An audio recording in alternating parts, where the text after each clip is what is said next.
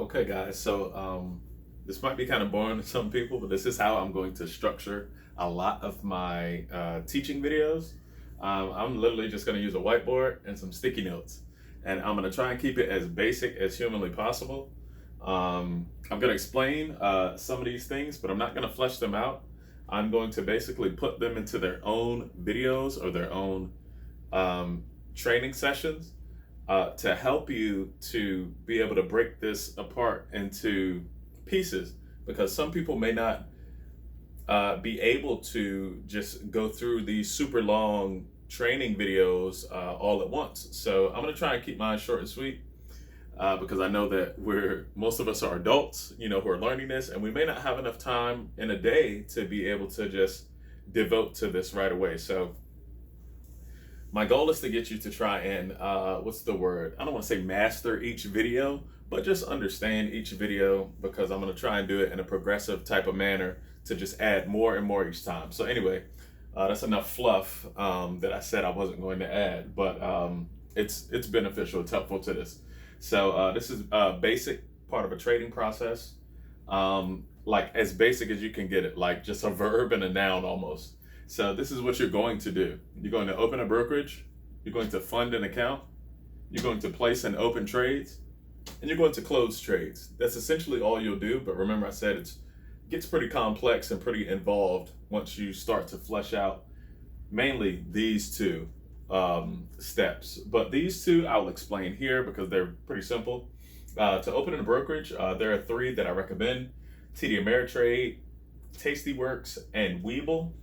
Webull is absolutely fantastic. Their mobile platform. I have not used their desktop platform yet, but I'm going to. I just haven't yet.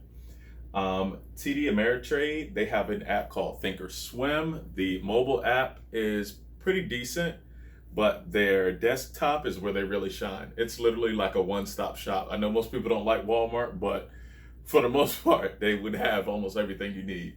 But they're pretty high quality, so it's not like cheap like Walmart. But anyway, Tastyworks is absolutely awesome as well.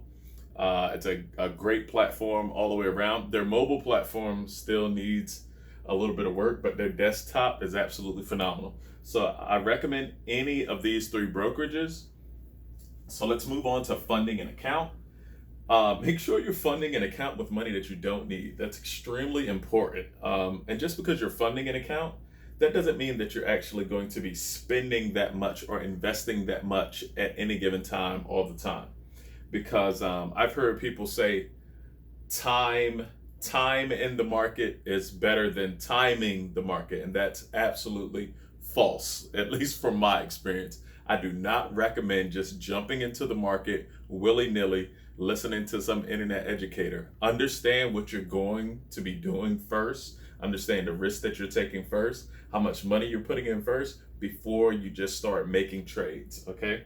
So to trade like me, to be able to implement the systems that I use, the type of trades that I use, you're probably gonna need at least 2,000 or more. I said 2,000 here, but really about 2,200 to give yourself a little bit of a buffer to trade like me, to trade the system like me. And that doesn't mean risk. Remember I said we're not risking.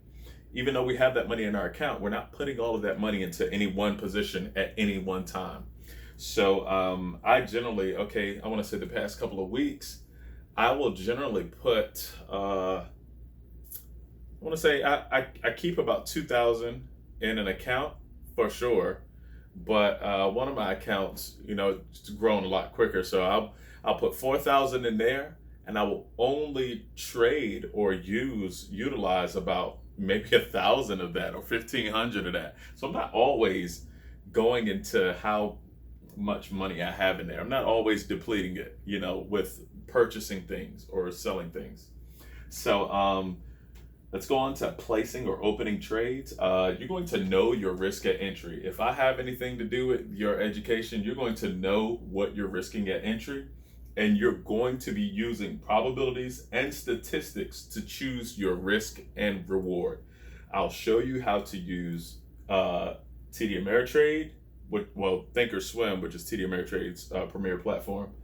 I'll show you how to use it on Tastyworks, and I will show you on Webull how to use those statistics and probabilities to give you a good idea of how successful your trade could be at expiration. And remember, I only trade options. I do not trade individual shares, although I'm not opposed to it or I'm not against it. I've thought of situations where I could use the shares. I just haven't yet. I'm more concerned with trading options and using the leverage that those options give me.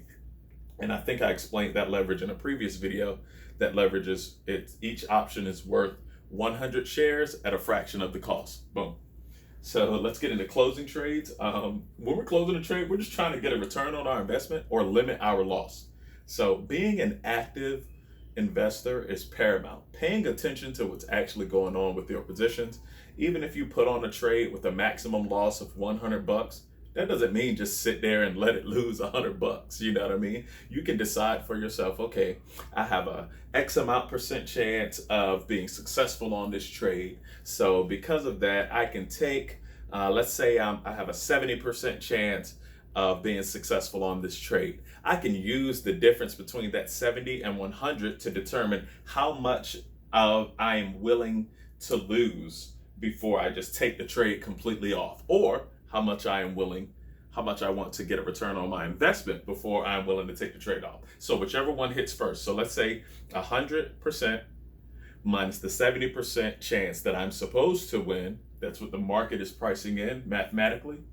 I can use 30% plus or minus tolerance. In other words, I can say, okay, if I get a 30% return on my investment, or if I'm losing or down on the position by 30%, either one of those, if I set hard rules like that for myself, I'm going to be as mechanical, as systematically mechanical as possible when it comes to trading. And that's something that you absolutely want to be. And that's why this probabilities and statistics is extremely important, especially as soon as you open your trade. You're going to know all of those things, and you're going to use sticky notes, just like I do, sticky notes to remind you, okay, that's my percentage. You know, when I put this trade on, I had a 70% chance of it being profitable. When I put that trade on, so I know that if it's up 30% or down 30%, I don't care what is going on with the stock, I'm closing the trade. So I'm closing it for a 30% profit, or I'm closing it for a 30% loss, or I'm not doing anything to it at all. Got it? Okay. Unless it's a big trade and you just like the dollar amount. That's why I put percentage goal or dollar goal. If you just like the dollar amount, you're like, oh man, quick $50 in one day, just close the trade. If you want an extra $50, you know what I mean? So before I end this video, I'll tell y'all how I kind of work with my few trading accounts. Well, I'll just tell you about one. So I always keep a running amount of $4,000 in there, and I will go through my trades. I'll place and close trades throughout the week. If I'm above $4,000 by any amount at the end of that week, sometimes I wait 2 weeks, but not always. You know, I still have a primary job, but I get paid every 2 weeks. So usually on that off week is when I'm paying attention. But if I'm up any amount over $4,000, I withdraw that amount every single time. Every single time.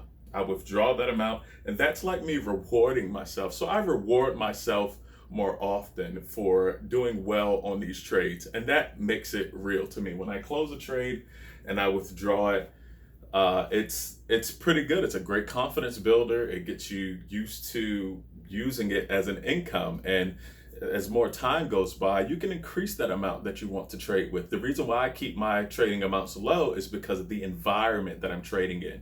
And right now there is broad market, pretty low volatility. I don't have volatility here. I'm going to explain it in another video, but just think of volatility as opportunity. The higher it is, the more opportunities in the market, and the more money I'm willing to put in and invest more than just $4,000 or $6,000, like 4 in one, 2 in another. So the higher volatility is, the more opportunity there is, and the more I would put in there. But right now, in this lower volatility setting, I'm absolutely okay with trading with a really small amount and taking my withdrawals a lot more often. Okay, that's it for this video. I'll be back with the next one, and I'll start expounding upon some of these other topics. Thanks, guys. Hope this helps somebody. God bless.